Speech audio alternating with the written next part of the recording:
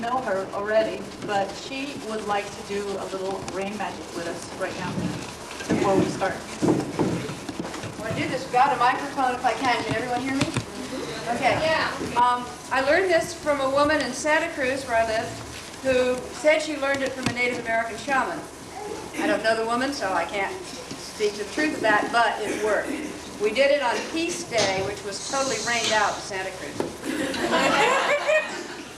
We had fun anyway. What I want, this is very simple. And I think what I'd like is for everyone to stand up. Okay, good. Now, I'm going to start doing something, and I would like the people on this side of the room to copy what I do, and then kind of row by row, have it move around, not too quickly. And then when I change, I want the people to watch what the people on this side of them are doing and do what they're doing. And when I change, then the people on this side start doing what I'm doing. So there'll be different waves going kind of around like this. Huh? Right. And the panelists, just, you know. Figure it out. Yeah, right.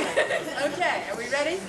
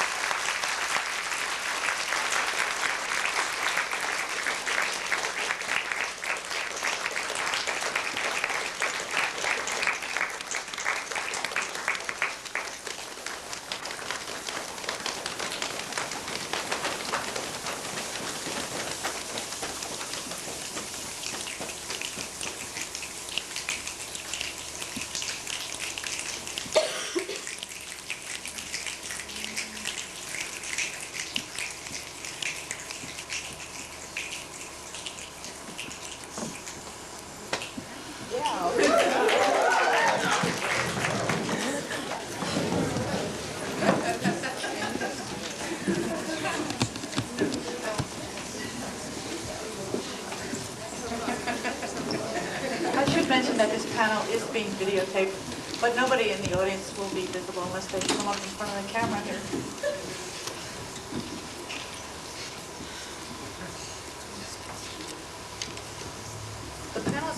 The panelist behind me is Greg Harder. You've already seen his work.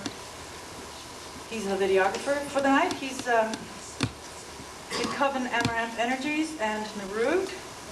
He's also been active in COG and Forever Forest. And he already mentioned that Gwydion's untimely death is what inspired him to document craft activities whenever possible. Next to him is Prudence Priest. She's High Priestess of Coven Amaranth Energies. She's active in COG and the Ring of Troth. She edits and publishes Yggdrasil, a journal of Norse Teutonic culture, ethos, mythos, and runes. She's a priestess of Vodenwald, Odin's Forest, a 10-acre sanctuary in Northern California, and she's a longtime student and teacher of rune lore. John McClymans is on the board of directors of the Church of All Worlds was in St. Louis from 1968 to 1976. And he founded the Chicago Nest of Church of All Worlds in 1973. He was initiated into the Chicago Temple of the Pagan Way and Arcady, is that right? Arcady. Arcady, Watersmeet. He's a founding member in 1974 of the Midwest Pagan Council. He received necklaces of Santeria from Ordun, was initiated into Lifelight Temple, and first-degree Gardnerian in Proteus Coven in New York City in 1981. He's a founding member of the Weavers of Light in 1984. He's an initiate of OTO and Narug. He's a board member of the Fellowship of the Spiral Path, and he's been active in COG for several years. In addition to the above, John is currently active in Pagana Cabal, a men's group, and Sebron. Sebron. Excuse me. Anyway, he has a pretty illustrious background, as you can see. We also have a lot of overlap in organizations and a lot of underrepresentation, so forgive us, we gave up at 9 panelists. It seemed like plenty, but I know that there are going to be groups that aren't going to be represented. We're just doing the best we can. This is the first time, and we're sort of trying it all out. It's all experimental. Allison, you already met. She's a priestess of the old religion since 1970. She's mentioned extensively in Drawing Down the Moon, if you did your homework, as is John. And her main craft work has been helping diverse groups to understand each other and work together so that we may recover as many missing pieces as possible. A noble pursuit, in my opinion. Jo Carson, Ariel, you already met. She's a longtime member of Spheroferia. She's a professional filmmaker and cinematographer in the field of visual effects. She's currently working on a video about the reemergence of the goddess, earth energies, and human sexuality. And she is doing a documentary about Fred Adams, you saw in the film.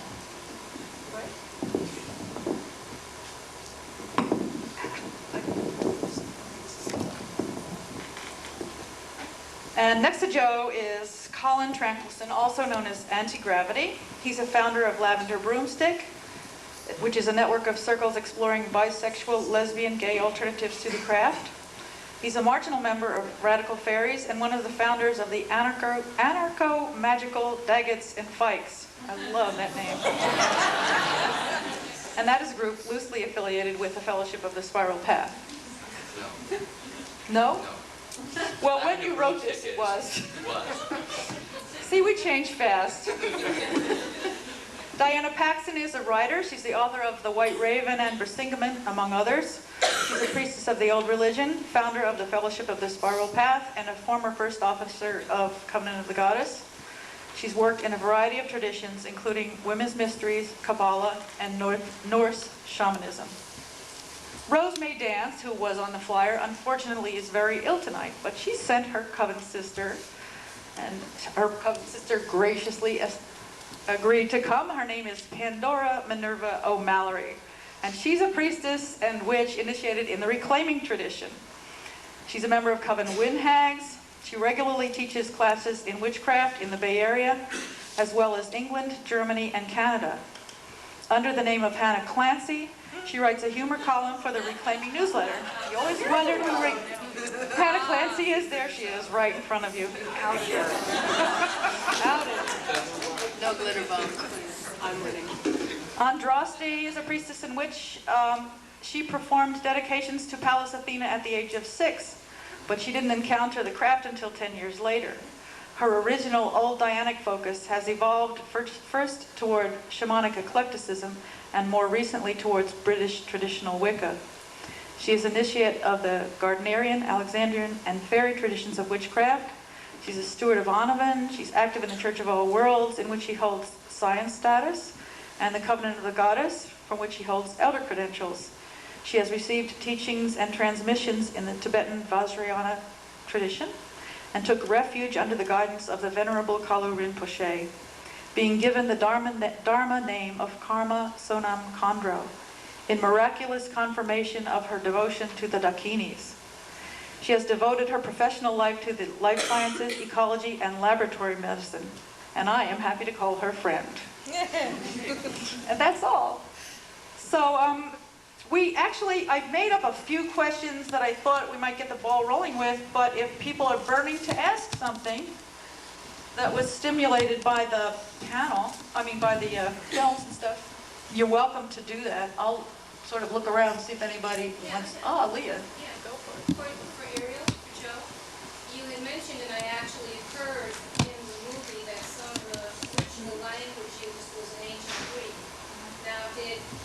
research done to find snippets of rituals from the past, or was it actually a translation of modern rituals into ancient Greek? My understanding was that it was pretty much from as much as we can talk about that we have of the past. There were things that were written by Greek scholars at the time about the rituals.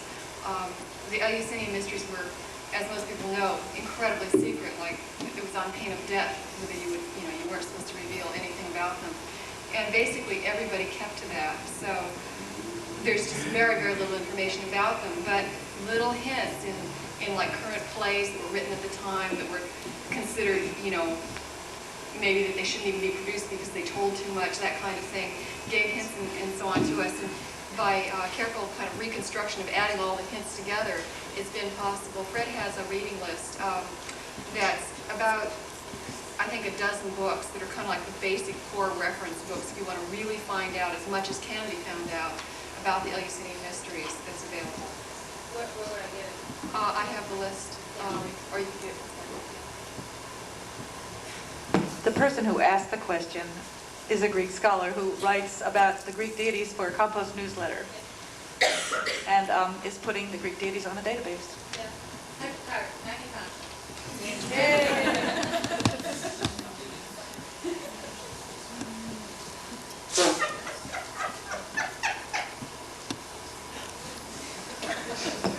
But one of the questions that I devised for this panel, just in case we didn't come up with any more hot questions, is do you see witchcraft in California as being different from witchcraft as it's practiced elsewhere, and why, if so?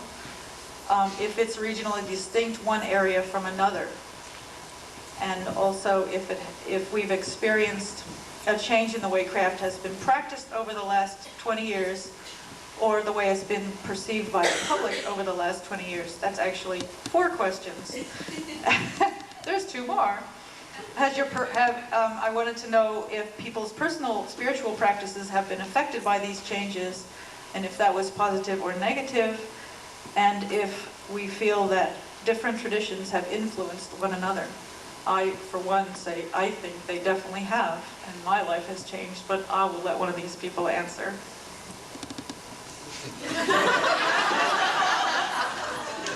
I'll answer one question. Okay, well, I know John and I are from the Midwest, and I moved out here in '81, so I do have a lot of experience on differences between California and I would say the Midwest. And I think the difference out here is people are more blatant in public. And in the Midwest, however, at the festivals, when you're in circle or you're with a group or you're at a small gathering, you're much more blatant there, whereas in their mundane lives, they tend to be more in the closet. We were talking about our t-shirts. We have the Say Life's a Witch and Then You Fly. Well, I can wear that down any street in California, and nobody's going to look twice. But if you do that in Dayton, Ohio, you're in trouble.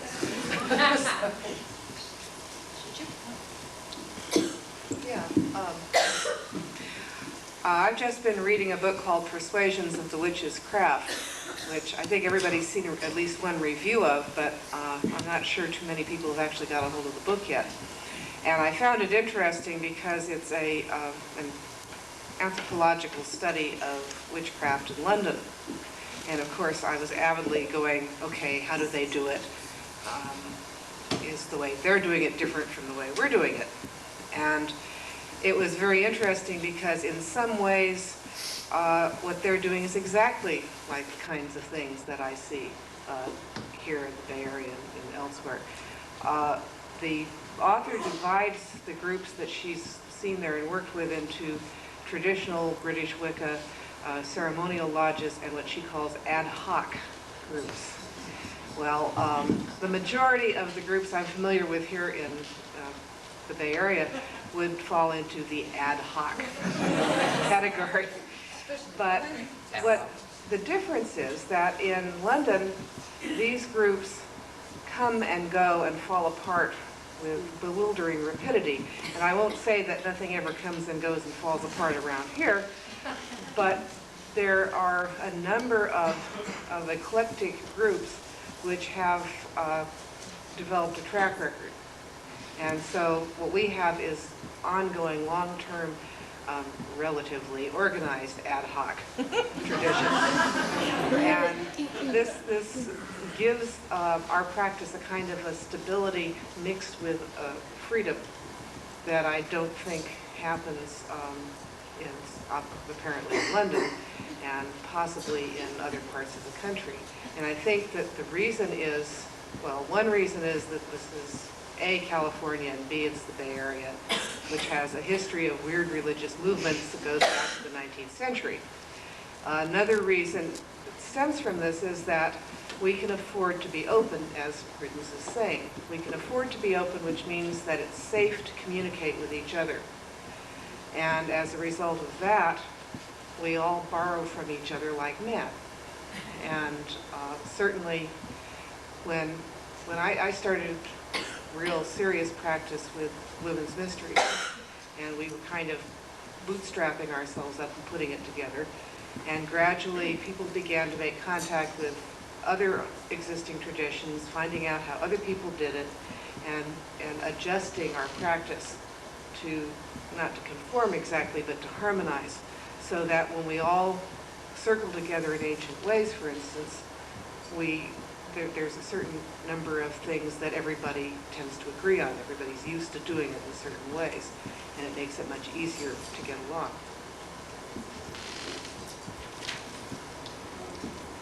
One thing that wasn't mentioned in your illustrious career was as one of the founders of the SCA, and I think in the early days the development of the SCA and paganism in the Bay Area was very closely intertwined. And Society for Creative Anachronism.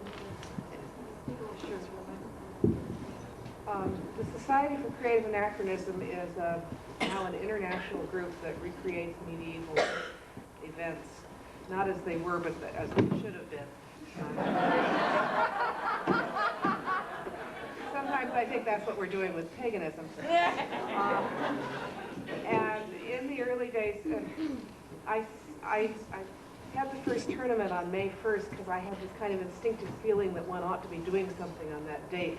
I just wasn't quite clear on what, which has created problems ever since because the SCA events are always falling on our holidays. But in the early days, there was a great deal of overlap, and when I finally read Drawing Down the Moon, not only did I know half of the people she'd interviewed, but several of them had lived with us.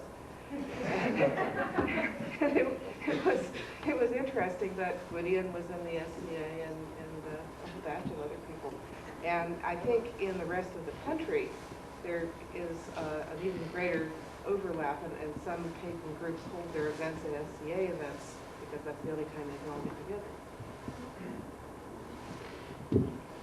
I know for sure that in the Midwest that was very true. A lot of groups that were spread out over 2 or 3 states would only be able to get together when they happened to all be at SCA events. Also, I wanted to add a little bit about the differences between the West Coast and the East Coast, and that is that in New York, there are very few covens that are for example, in COG, are seem to be known by, COG is Covenant of the Goddess, and are seem to be known by other groups there. And one of the things we were pretty sure of was that there could be another completely functioning coven in the same apartment building, and we might never know about it because everything is very quiet and private. Everybody goes to their own little cubicle in New York and doesn't really talk to anybody else. So unless you knew each other from some other context, you would have no way of knowing about other people doing things. And in the city itself, there are no big festivals that happen on a regular basis. So that's a major difference between the East Coast and out here. The contrast to that, I might say, is that groups like Reclaiming can get 30 or 50 people on the beach at Ocean Beach in San Francisco and plunge on the winter solstice, strip and run in the water, and nobody seems to bat an eyelash. Either that or we're invisible. But I don't think you would do that in New York. I think a key concept for me of how I would characterize the pagan community of Northern California is creativity. When people are creative, a couple things happen. one is flexibility and the willingness to try rituals in new ways, and the other is trusting people of other traditions enough to work with them, get together with them, want to do big festivals with them, because they aren't going to steal your secrets if you just made it up yesterday. So some of the wariness doesn't happen, and that's why we're able to work together and create many ecumenical gatherings and share things. In contrast to other parts of the country where, because of, I suspect, a more visible ultra-right-wing Christian presence, people can't afford to be as open in general in public, much less, as John says, know the people in the same building that might be doing it too. I think too that when, in a sense, we are creating a new religion. Now I know we claim our roots go back to the past, and many of us had wonderful grandmothers. Nonetheless, we are putting it together in a new way that suits us as 20th century Western Americans. And that sense of innovation and of stabilizing something, of trying to create something out of our imaginations and our heritage, is it's a challenging process. And I think in other parts of the country, people are more worried about correctness than creativity. Did we do that circle right? And I don't hear a lot of that in California. And I think that's another big contrast. And the final thing I wanted to say is that I think in the Bay Area, people who get interested in the craft and in paganism do not choose a group because of the tradition. They don't say to themselves, well, gee, I think I'd like to be a Gardnerian, or I think I'd rather work fairy tradition. What happens is, empirically, you're a seeker, and you meet some congenial folk. And you like them, and they like you, and you join a study group they're doing, and at some point you get serious, and you're willing to make a commitment, and you're offered initiation with people you really enjoy working with, so you accept. You might not even know what label this group sticks onto what their tradition is until later, because it doesn't matter that much. And I think that's real. And I think that's a natural way. And then you meet with a group that does things differently, and you borrow, and you enrich your own tradition. We found in our coven, which is no longer funked, unfortunately, but one of the things we did was we expected each new member we brought into the coven to present us with a new aspect of the goddess, to research or come out of her imagination or whatever, and bring a new ritual into our tradition, so that our tradition, as we made it up, became enriched with each new person that joined the coven. And I don't think that's that uncommon. I think that's the kind of thing that goes on a lot.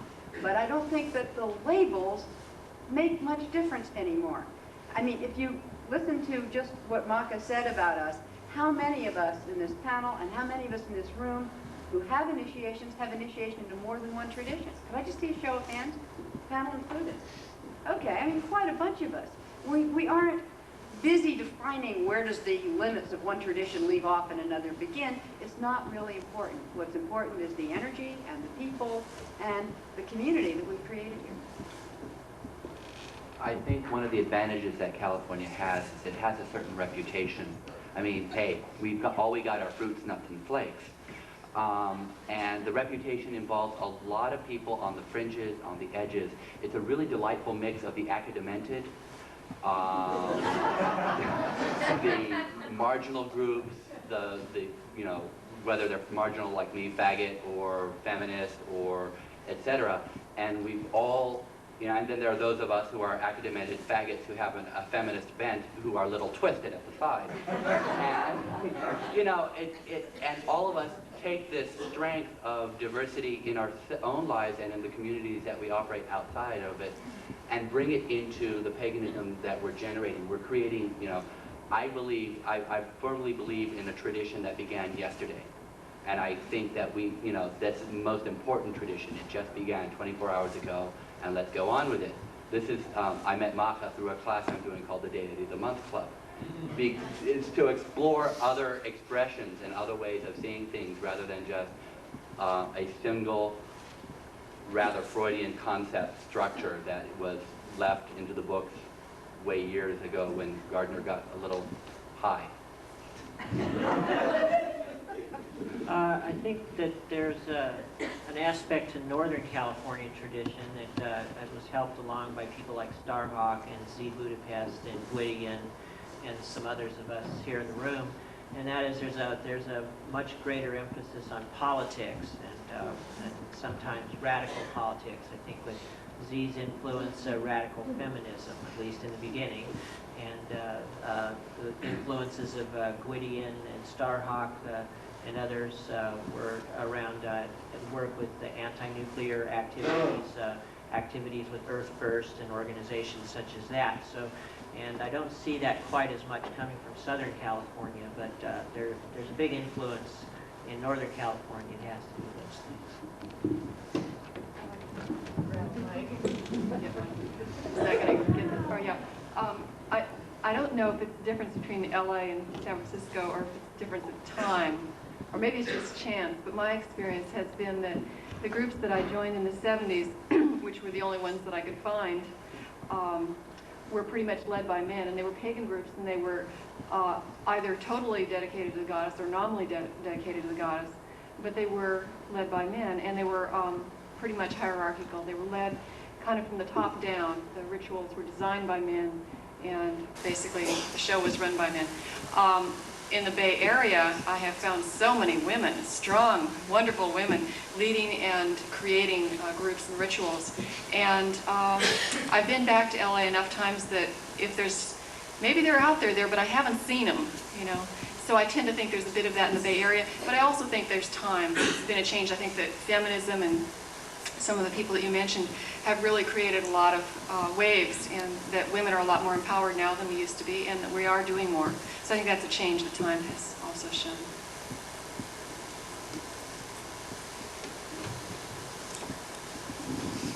What do you think about the differences in approach to sort of transformative psychological stuff that goes on in coven ritual and that sort of thing?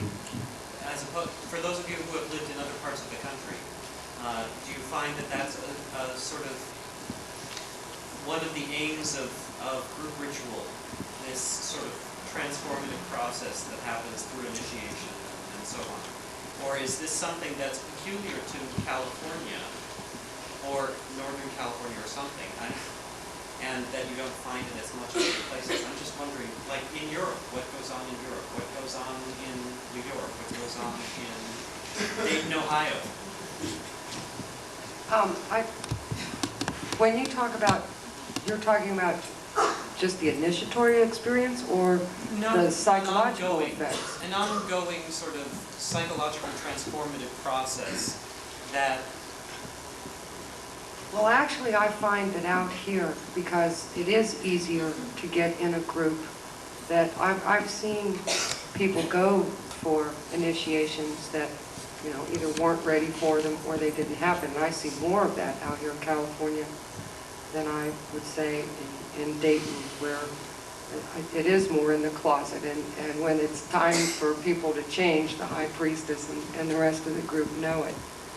Is that addressed? Let me clarify, Okay. I guess. I'm actually sort of making a distinction between sort of typical ritual that has as its primary aim change in the physical world, like doing rain ritual or doing job magic or doing some other sort of thing that has a physical manifestation, as opposed to something where one confronts one's shadow, let's say, or something like that. Is this a completely absurd question? No, as far as I can tell from the London book, which seems to be talking quite a lot about, the purposes of the rituals that they do over there are very similar. That was one of the things from her descriptions of rituals that she had been to that struck me as being very much the same. And in fact, the techniques being used to accomplish things were also very much the same. Combinations of formal ritual and improvisational ritual and path workings and whatever. So for somehow we all seem to be technologically at more or less the same place. I don't think that most covens are dividing things up quite the way you're the way you're presenting the question. I think almost every coven that I've had any contact with has done some of all the things you were talking about, but would probably not define itself, any of them would not define themselves as specifically out to only do this set of things or only do that set of things. I think maybe each of the covens has gone through various cycles where maybe they would do several rituals focusing on one of those aspects and then go on to do something else, and in a year or two maybe cycle back and be doing it again. My own interest in being in a coven is to be in contact with the goddess, and the transformative stuff would, for me, be incidental to that. And as far as the physical stuff, that also for me would be incidental to being in touch with the goddess. So, and I hope most of the people I'm working with would have a similar attitude, and that the transformation and the physical stuff would be benefits that we would get because of being in contact with the goddess. Well, I think that the great work in the Western magical tradition has always been a personal alchemical transformation.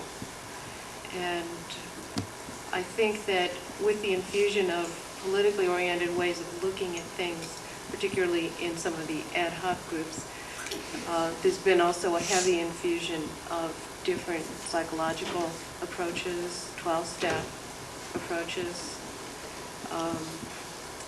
While I'm not currently involved in a reclaiming coven, I have somewhat observed from the outside, and I've noticed that they tend to pass through seasons where they're really focusing on certain issues as it affects each and every one in the group, and it's really an ongoing transformative kind of group process that's carried out physically, magically, emotionally, psychologically.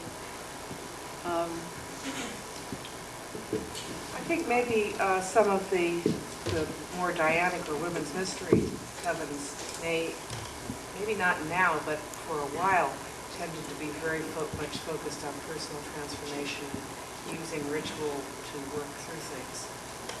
Well, I know that one of the reasons that I was personally getting more involved in some of the traditional Wiccan groups was more of a focus, I think, on that kind of magical discipline and personal discipline. Because there was a time when I had pretty much just gone, this is really a world of nuts and flakes. So there's good things about being, loose and exploratory and experiential. And then there's also a need for buckling down and practicing and having, a framework to work from. Something that you've advanced magically. By realizing that when you started a certain group of exercises, you weren't able to effectively visualize something, and now 6 months later you are. So I'd like to see a balance, in magical practice between those two, and I think all too often one has dominated over the other. I'd like to make a point too, which is that a lot of times we may try to do spell work in the world or affect the mundane, and it nearly always has personal developmental consequences. So they don't work independently of one another, no matter what our intention is. We're always affected, magic being what it is.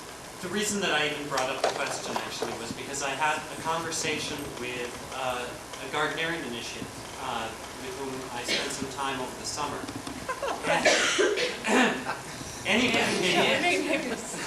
Right. And one of the things that he mentioned was that when Gardnerian craft first came to this country in the early 60s, that it wasn't nearly as focused on the transformative process, that it was actually very much a very simplistic kind of approach to getting what you needed or wanted. And I think that's sort of an interesting thing. I mean, I wasn't in New York during that period, and I have no idea if that's an accurate description of what was really going on in New York at that particular time. But it's sort of, I was wondering if that is something that's noticeable in various places, if it's now such a all-pervasive force in the craft now that there is no distinguishing the two any longer. That, you know. Well, I don't think so. It's there are still quite many differences between the way many of us practice and the type of organizations we have. If you're involved in a hierarchical structure of people that spend years working with each other, going through the initiatory process, spending 2 or 3 years just seeing whether they want to have someone join the coven or not. That's going to be a different kind of experience for those individuals than a group of people that all get together and say, let's all have a coven, and here we are, let's do something. You know, and it's a different kind of experience than a group that operates by consensus process than it is a group that operates by a very strict hierarchy. And the effects that these things have on the individuals involved is profound and different for each person. So it's a difficult question that you're asking, because it's almost every single person in this room has many stories to tell on that question. And she was waving her hand. The woman standing over there was waving her hand. Go for it, Twitter. Also. I was really, really shaken by the image of woman and femaleness I saw presented in the films. And I would really like to hear, you know, the burning question on my mind is, what is the leadership of the craft doing to challenge the sexism, the internal sexism that I see and I have seen in rituals, and also maybe to respond to the issues of classism that I've heard raised over and over again, and to the complete absence of people of color attending pagan events. I'd like to add to that the heterosexism. Yes, thank you.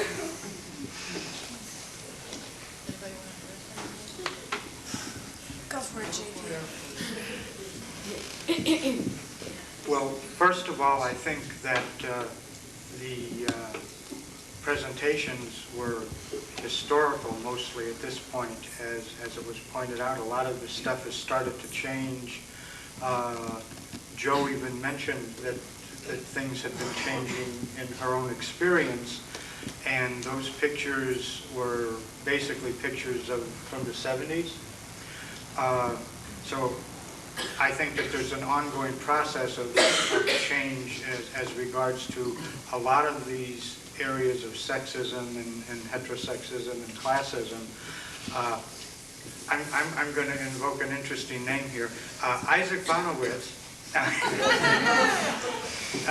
is of the opinion that that the only group in the country that is doing anything to entice people of color to get into the paganism are the Frosts. Now, almost every, quote, mainstream pagan I know has very negative things to say about the Frosts, but the fact is because of the fact that they advertise in blue-collar type papers and that, rather than just in pagan type papers, they have a significantly larger percentage of people of color who go to their festivals and get involved in their interaction. I don't want to argue whether or not they're, quote, real pagans or not, but I do want to point out that one of the problems we have is that as a group of people, we're kind of smugly satisfied with what we're doing for ourselves, and in a lot of ways, we figure that the people who belong here will come and find us, and we aren't really advertising like the Frosts do, because we're not a proselytizing religion. And there is one of the problems. To entice other people to come and be part of us, we have to change a major focus from being inward to being outward. And I'm not sure that we would be the same religion if we did that. I'm real happy if people come to be part of this community because they feel like they belong here, but I'm not sure that I personally want to go out and try and proselytize any group of people to be here. I think one of the reasons that it's been so lily white in the past has been a matter of culture, not color. And I know that gradually in the Bay Area we're beginning to see more different colors around. There's some connection in my experience between what's happened in science fiction fandom, where 10 years ago you never saw blacks at conventions. Then actually I started seeing more back east. And now we're beginning to see blacks in fandom, science fiction fandom out here. And I think that the method of introduction, in fact, may come through the science fiction world, because there's a lot of pagans who are also into science fiction things, panels and events that happen at the conventions, and that the people will find us through that.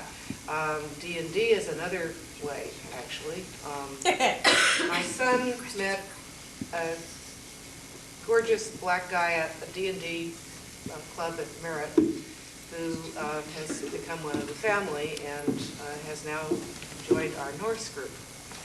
So it does happen. I'd like to comment quickly on that too, because I run a Norse group and we often get accused of being Nazis and being racist and all that, but we currently have both a black woman and a black man that are not related that work with us. I know personally a black priest in Chicago, and we've never had a problem. We probably have more people of color in our particular groups. I also think that in terms of the racial issue, I think that to say that there are no third world people in modern paganism is a mistake, because there is a huge modern pagan community that is third world. You have the Santeros, the Vodun, the Macumba, etc., that represents something else. The thing that I see happening, and I've seen this in a lot of discussions with a lot of modern pagans, that maybe one of the reasons why people are being excluded is that we are not questioning some basic assumptions. We are taking for granted some issues, such as the inherent naturalness of the male-female polarity, or that, because you have a price tag on the group and it's a sliding scale, it's still, that makes the group accessible to the poorer people.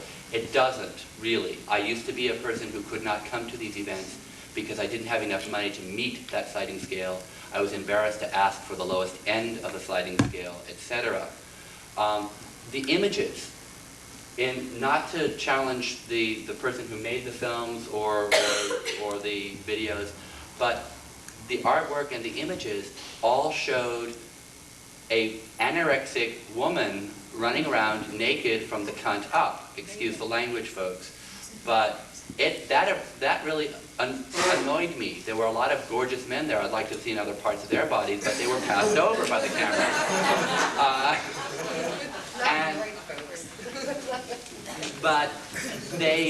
And the pictures show these extremely able-bodied. I don't see any disabled people here except for Barbara in the back, or people who are, there are some very minimal accessibility to a lot of rituals. This is something that we're not questioning those assumptions. We're not challenging ourselves to see how we, they're not coming here, so we're not going to do anything about it. And to me, the one that hit me, and the reason why I got together with several other people to form what was called Lavender Broomstick, was simply because I got tired of the heterosexual assumption in everything I saw. The god and the goddess, or the gods and the goddesses, are not necessarily heterosexual. The year has nothing to do with a woman and a man getting together and having a child, as far as I could see. In reclaiming, Beltane has always been traditionally a time at which we hate each other the most. And our worst conflicts come out and we have the most trouble communicating with each other precisely over this issue, because there's been no, I wasn't here for Beltane this year, so I don't know, y'all in reclaiming here would have to tell me, was it okay this year? I was in England. Yeah. It was good, it was great. But the problem has been, up until recently at least, very much that nothing we ended up doing seemed to fix it. That the ritual was basically about heterosexual sex, and whatever we tried to do didn't really address that. So at one point, I mean, we've tried all kinds of different things, and as I said, I wasn't here this year. I wanted to mention also, though, that this year at Samhain we had 3 rituals, and the middle one was a ritual for the ancestors of many cultures. And that, I think it's very important not to assume that what we need to do is have our rituals and then make sure we invite people to them. Reclaiming is, as far as I'm concerned, an eclectic and anarchic tradition, but the fact of the matter is that it does have its roots in Western, Northern European culture. And that's fine with me. I'm Irish and Norwegian, you know, and I'm American now. What do I care? I mean, you know, there's some way my roots are evoked. But why should the ritual that I provide evoke that same kind of power for someone whose roots are in Cuba or in Africa or in Asia? I mean, why should they? I don't see that there's really a reason. So when we were working on the multicultural ritual, it was important not that it be something that Reclaiming put together and that then people plugged into, but that it was put together from the beginning with people that we had done outreach to. You know, go to the groups and find people and then plan the ritual. And it's not, paganism isn't something I think that it's right to, you know, go get some other people. It's just another, in that case, it's just another matter of, we're white Western Europe, and we've got the refrigerators and the pagan technology, and why don't you come join us, you know, do, and, you know, and meanwhile, bring your drum, okay? And I don't find that acceptable. I would rather be invited to a Yoruban ritual and get to go and enjoy that, and if Louisa Tish then wants to come to something, that's great, and if we want to plan it together, that's different. That's something we do together. The energy is consensus from the beginning. But I think it's very important. I wanted to I'll respond a little bit to the thing about sexism. I too was bothered by a lot of those images, and I point out that Feritharia, while it's pagan and goddess worshipping, is not witches. And this is supposed to be narrowed down as much as possible to witchcraft. It really isn't possible, but I'm sort of trying. And also I have to tell you that we only have 10 more minutes, so we can probably only take one. I know it's exciting, but we do have to get out of here, so we probably take one more question. This one. The one I didn't get any from this side. She's had her hand up for hours. I just wanted to make a quick comment. Some people were asking some questions about East Coast versus West Coast craft, and since I recently moved out here from the East Coast, I just wanted to mention a little bit about a traditional path that I was initiated in. I was in Alexandria, and there aren't hardly any Alexandrians out here. I was really amazed to find out that been part of that once, or maybe still is. But just briefly about what ritual, what I was taught ritual meant was connecting with the wheel of the year, the changes of nature, and that can, in and of itself, evoke a psychological change. That, you know, the mere connecting with forces of nature around you is inevitably going to change your life in whatever way that you connect with it. So I guess I don't see it as an either or. And I don't also, you know, land-based gardener for being simplistic, because, you know, at least there were some bare bones there to start working with.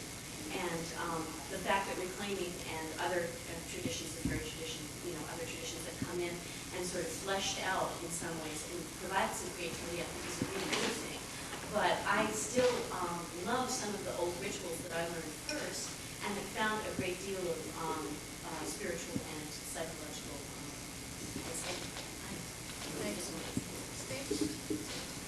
Let me just lob one more controversial question right before another form of sexism, which I've noticed in the craft, perhaps a more profound form. And I think it's in reaction to the excessive patriarchy of Christianity. I wonder if we don't perhaps overemphasize the patriarchy, if we don't perhaps worship the goddess at the expense of the god. Because I hear many people time and again, you know, sort of talking about the goddess, I mean, I'm not accepting myself either. I've only begun to notice this in myself of late as well. Could it be, though, that we're letting the Christians lead us around by the nose by reacting against their excessive masculinity with an excessive femininity? Well, I'd like I to- think one thing that...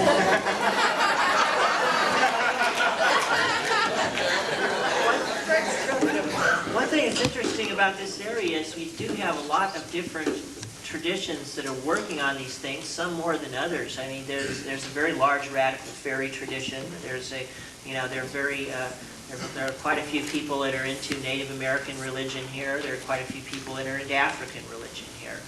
Some people are initiated in these traditions right here amongst us.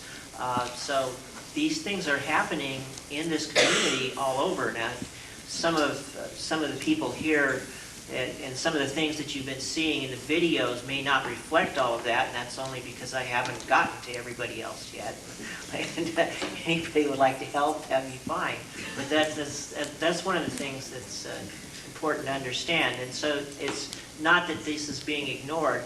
I think another important issue is that some of the traditions of the 60s and 70s, yes, they were sexist. Yes, the image of the goddess, you know, evolved from sources like the white goddess and so forth, and that it had a certain tinge to it that historically we have to work with. And anytime you use material that comes from ages past, you're going to have to deal with the politics of the people that invented that material. And people like Gardner and people like the people at the turn of the century that were writing all of the various myths of the white race had a certain attitude, and I think that attitude has been brought forward into some of the things that we do.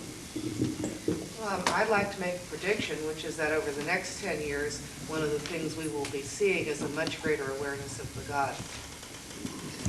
I would like to also add, however, that I think that with 2,000 to 4,000 years of patriarchy, about 70 years of limited goddess worship is not really putting things out of balance yet. I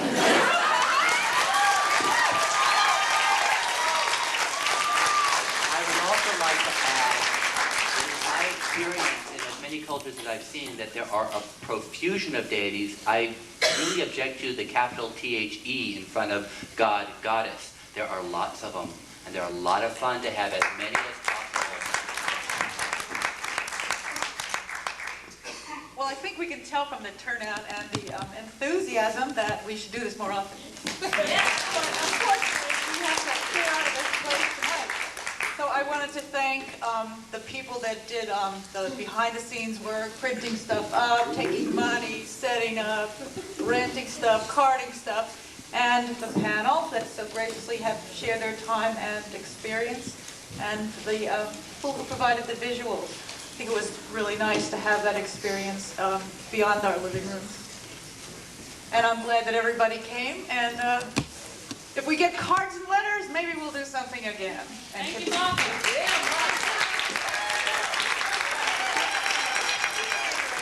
Thank you, Maka. Thank you, Maka.